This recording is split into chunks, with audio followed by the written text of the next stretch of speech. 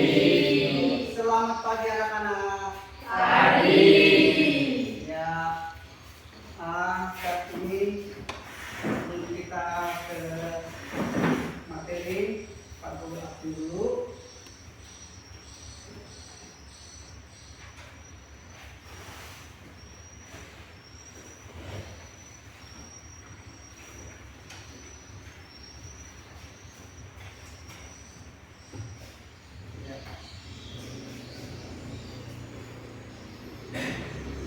Aldo ada? Saya. Ya. Dewi, Dwinanda, Margareta, Martis Ardi, Saya. Taris Samuel, Yuantara, Saya. Tiara, saya. Ya. Oke, sebelum kita mulai pembelajaran kita berdoa dulu. Ya, kami minta satu orang siswa yang berdoa. Silakan. Baik teman-teman, sebelum kita memulai proses pembelajaran kita pada hari ini, mari kita berdoa. Allah Bapa di surga, kami sembah dalam nama Tuhan Yesus, sumber hikmat, pengetahuan atau budi. Bersyukur kami panjatkan pada saat ini kami bisa belajar. Engkau pimpin dari awal pertengahan hingga berakhirnya proses pembelajaran kami. Hanya ini doa yang dapat kami sampaikan. Dalam nama Tuhan Yesus kami berdoa. Amin. Kita akan belajar tentang hidup dalam kemajemukan. Ya, jadi hidup dalam kemajemukan. Jadi hidup dalam kemajemukan adalah di mana kita sebagai bangsa Indonesia yang beragam macam budaya, agama, dan adat. Nah, suku. Nah, makanya kita perlu nanti memahami siswa tentang hidup, bagaimana hidup di dalam kemajemukan. Kemajemukan adalah salah satu pengertian dari kemajemukan. Itu majemuk artinya lebih daripada satu. Majemuk. Nah, kemajemukan itu lebih daripada satu. Ya, contohnya negara kita ini adalah negara yang terdiri atas beberapa suku, agama, dan budaya. Nah, itu yang pertama. Itu yang tidak kemajemukan. Nah, di sini nanti siswa harus memahami, ya, bagaimana tindakan siswa sebagai masyarakat hidup di tengah masyarakat majemuk. Nah, itu yang penting nanti, ya, yang perlu dipahami. Ya. Di dalam materi ini, ya, kehidupan masyarakat majemuk ini, yang lebih diketahui, yang lebih dipahami nanti tentang masyarakat globalisasi yang heterogen. Nah, jadi heterogen. Nah, itu perlu dipahami lagi. Jadi masyarakat yang global artinya keseluruhan. Kita ini ada satu kesatuan di dalam kemajemukan. Nah, secara global. Nah, kemudian heterogen artinya kita ini berbeda.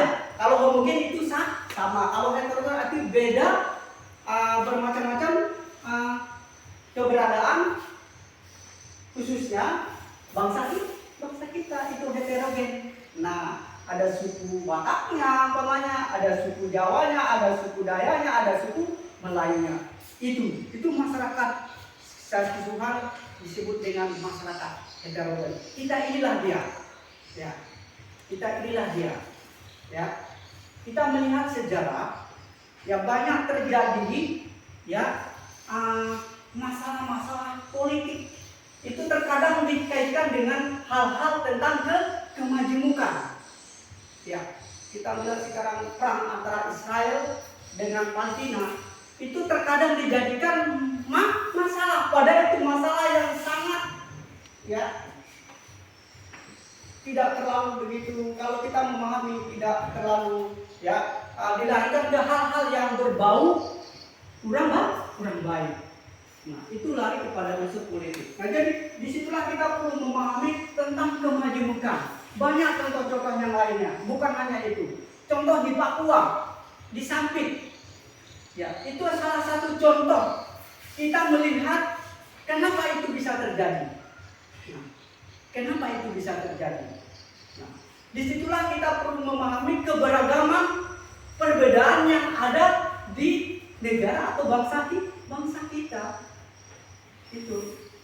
Nah, terjadi kemarin di Kalimantan Barat tahun 97. Pernah nggak? Ya, itu Pak Guru masih belum berkeluarga. Nah, itu dilarikan ke hal-hal yang berbau agama. Sebenarnya itu hal sosial individu, tetapi karena itu oknum tertentu yang salah, yang cara pola pikirnya tidak jauh, tidak memahami hidup keberagaman atau hidup kemajemukan, terjadilah itu. Sebenarnya bukan larinya ke sana arahnya. Itu ada oknum tertentu yang belum memahami tentang kemajemukan bangsa kita, keberagaman bangsa kita. Itu dia. Ya. Nah, jadi dari situ kita belajar, kita mau menjadi sebagai bangsa yang rukun, kita ingin menjadi bangsa yang damai, kita akan ingin menjadi bangsa yang bersatu di dalam membangun bangsa kita ini. Ya, itu perlu. Kemudian di dalam hidup masyarakat majemuk, salah satunya kita ini adalah masyarakat Indonesia yang majemuk. Itu salah satunya. Jadi pada tokoh-tokoh nasional, banyak tokoh nasional. Kemudian para tokoh-tokoh agama berpuluh-puluh tahun yang lalu melihat situasi keadaan, contoh-contoh yang terjadi yang tidak diingini oleh para tokoh-tokoh ini. Presiden Soekarno kita yang pertama, dia adalah seorang proklamator Dia adalah tokoh nasional yang pertama bagaimana mempersatukan. Dia melihat karena bangsa kita ini adalah berbagai suku, agama, keyakinan, budaya ada. Dia melihat apa yang harus dilakukan sehingga ada kesatuan, ada persatuan yang ditanamkan sebagai bangsa Indonesia, bangsa yang hidup yang berlambangkan Garuda Pancasila. Nah, itu dicetuskan oleh PPKI, persiapan kemerdekaan itu. Nah, disitulah muncul tokoh-tokoh nasional bagaimana dia bisa mempersatukan bangsa kita yang terdiri berbagai macam budaya, agama, adat. Sehingga nanti kita lihat ada di situ, nanti ada video tentang bagaimana persatuan di dalam kebinekaan. Itu dia. Nah, jadi kita tahu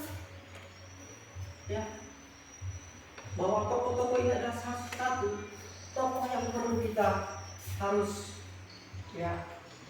angkat jempol dan kita bersyukur bahwa Tuhan itu adalah Allah yang sungguh baik. Allah yang tidak pernah membedakan siapa-siapa di muka bumi ini, khususnya bangsa kita. Bayangkan. Nah, itu karena Allah yang bertindak di dalam bangsa kita ini. Kita diberikan kemerdekaan, kita diberikan berbagai macam perbedaan. Karena perbedaan itu di mata Allah itu sama dan sangat indah. Sangat indah. Sangat indah. Satu contoh di sini siswa ada berbagai macam siswa. Walaupun kelas 8 tetapi namanya berbeda. Di sini agamanya berbeda. Di sekolah ini agama berbeda, ada yang Islam, ada yang Katolik, ada yang Kristen. Tetapi kita satu. Walaupun berbeda. Nah, disinilah kita bagaimana membangun kebersamaan sehingga terjalin sikap atau sifat rukun. Nah,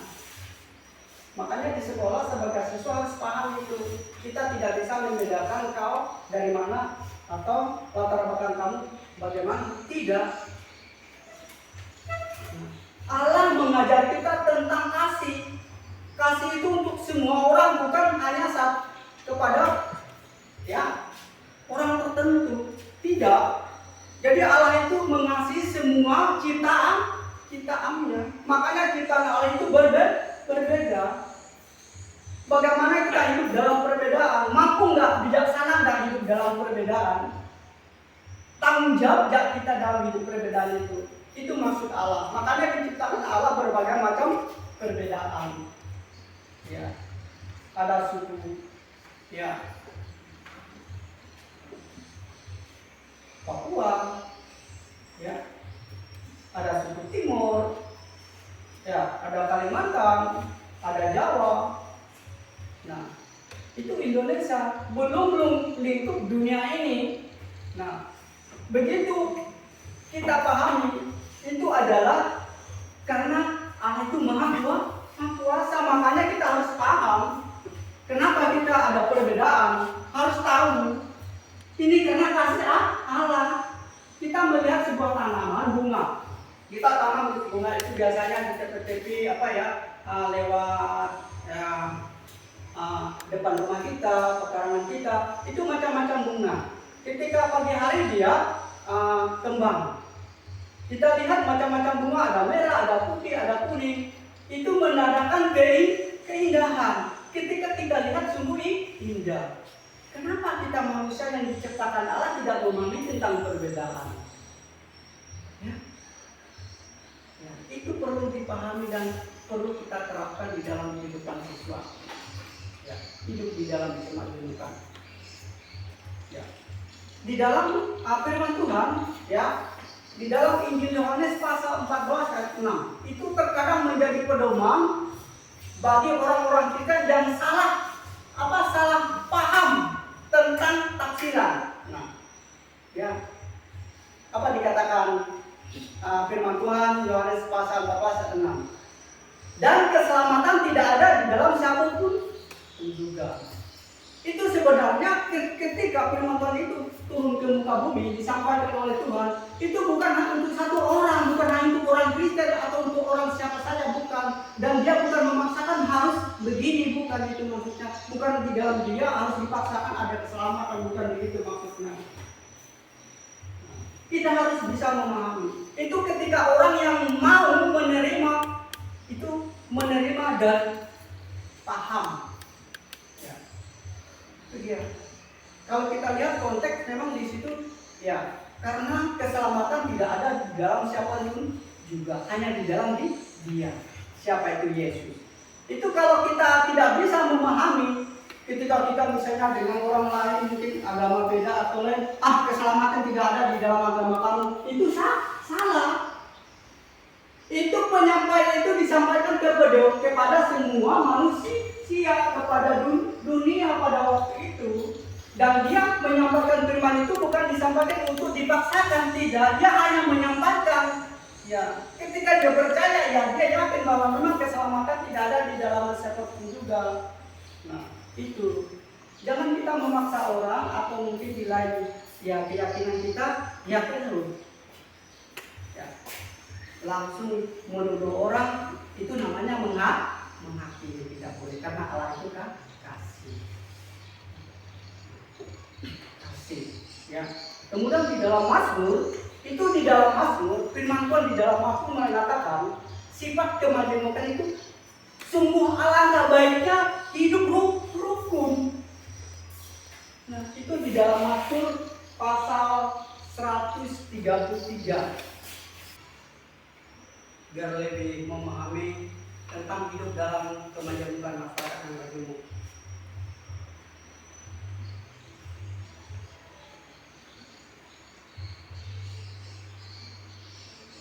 Ya.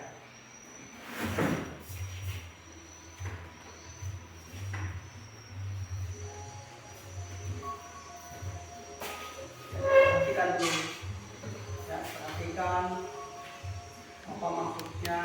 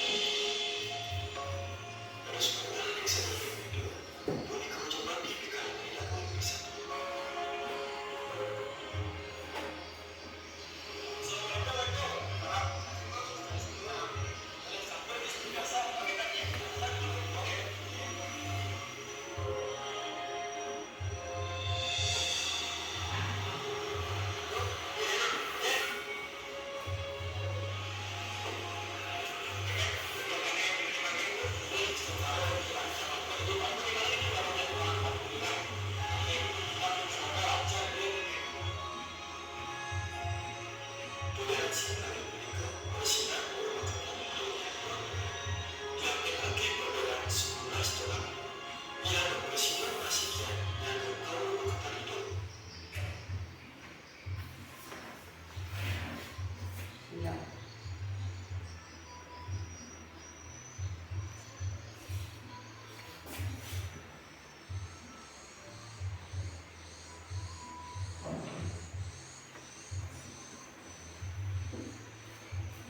Ya, kira-kira video ini bisa nggak apa makna dari video ini yang bisa siswa ketahui kira-kira apa maknanya?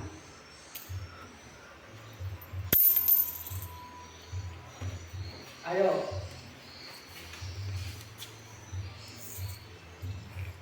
Rukun.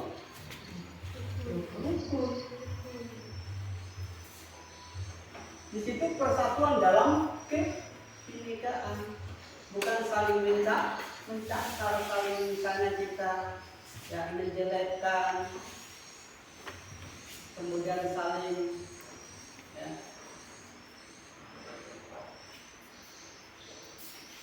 Itu. Nah ini dia persatuan dalam kebinekaan. Kebinekaan itu adalah walaupun berbeda-beda tetapi satu. Nah, kita ini terdiri atas beribu-ribu pulau kecil besar, lautan besar, samudra, ya, dan kekayaan alam yang luar biasa. Nah, bagaimana menciptakan kerukunan dengan keberagaman kekayaan yang ada di dalam khususnya bangsa Indonesia? Itu yang perlu kita perhatikan dan perlu kita pahami. Ya, ini hasil ya.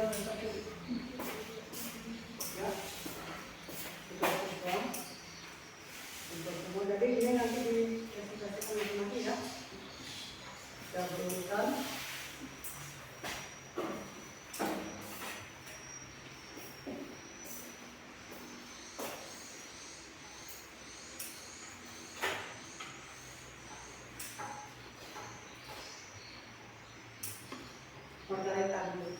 Ya,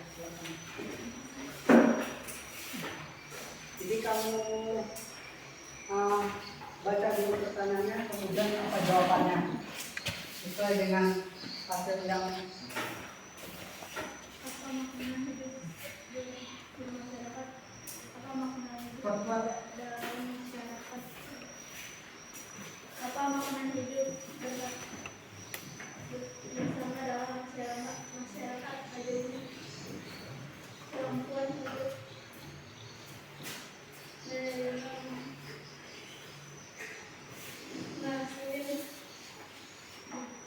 menghargai dan bekerja. Apa arti modernisasi? modernisasi beragama? Apakah kalian setuju dengan konsepnya? Mengapa cara beragama dengan jarak dengan tidak eksternal tidak? Bagaimana cara membangun sikap menghargai agama lain dan pemeluknya, menumbuhkan keyakinan diri, berhenti mengeluh fokus. Itu jawaban nomor berapa? Soalnya dibaca, kemudian jawabannya gitu caranya. Jadi gimana kalau bisa benar? Mau mengerti, kan ini kita ngerti kawannya.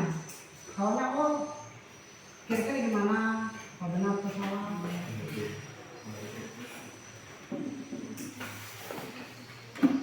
Satu, apa makna hidup bersama dalam masyarakat adanya? Jawabannya Iya. kemampuan untuk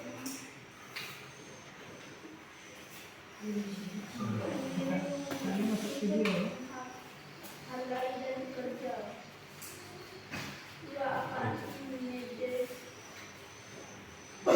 mediasi beragama? Apakah kalian setuju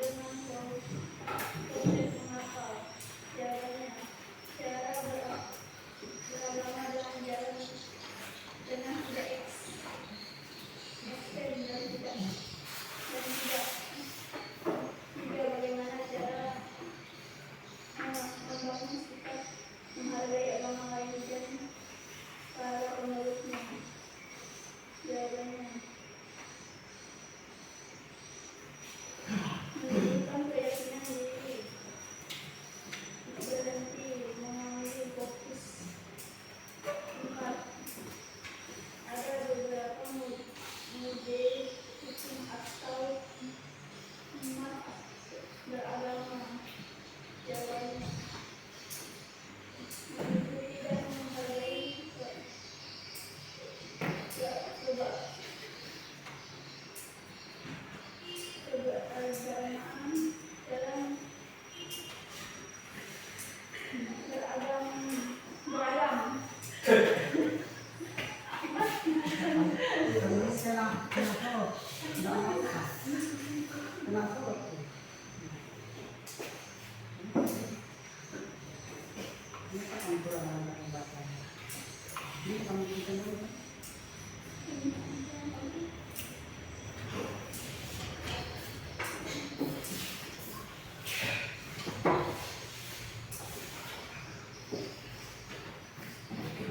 Ya, ini jawabannya dari Margareta.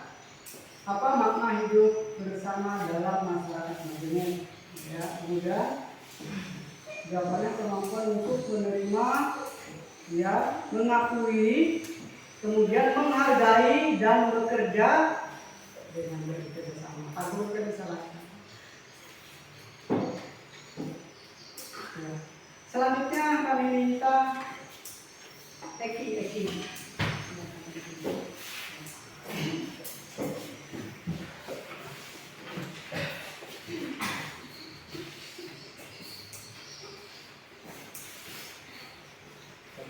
Apa makna hidup bersama dalam masyarakat Majemuk? Jawabannya kemampuan untuk menerima, mengakui, menghargai, dan bekerja. Oke, kira-kira betul nggak jawabannya Seka? Makna dari Eki, betul nggak? Iya. Terus kedua. Apa arti moderasi beragama? Apakah kalian setuju dengan konsepnya? Mengapa? 2. Jawaban. Cara beragama dengan jalan tengah, tidak ekstrim dan tidak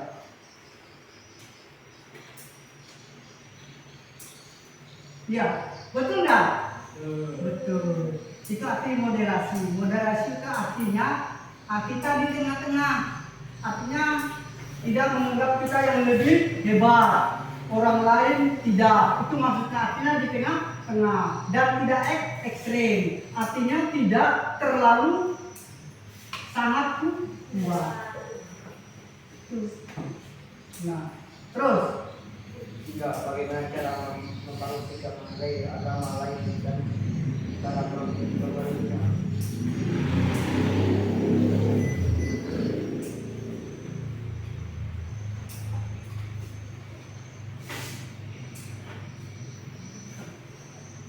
Menambahkan keyakinan diri, berhenti mengeluh fokus. sudah? Oke. Nomor 4. Ada kan? Ya. Ada bagaimana dari hubungan antara umat beragama?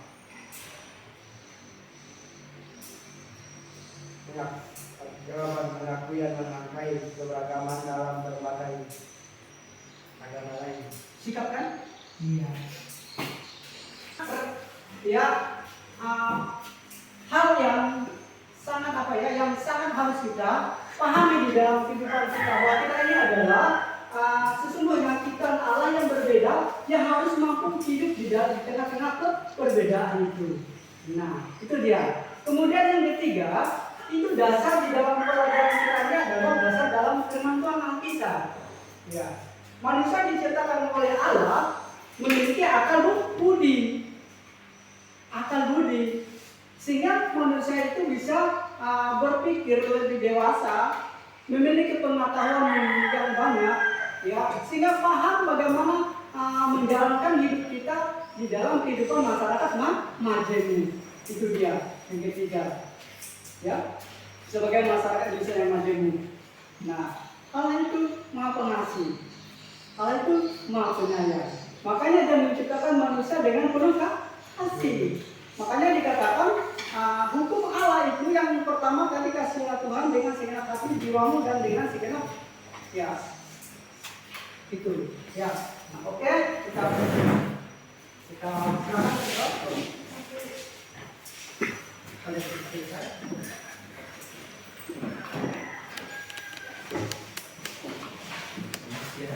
Ya kan, tiada lagi ya. Berapa detik?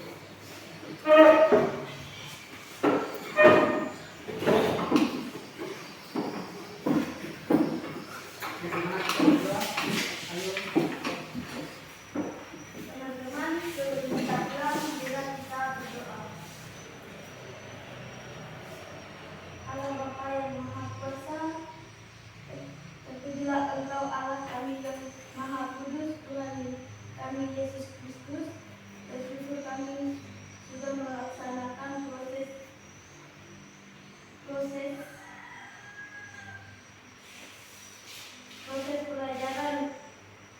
pelajaran hingga sesuai dengan baik dalam nama Tuhan Yesus kami berdoa. Amin. Amin. Oke. Ya, selamat siang. Ya. Kita semangat belajar ya.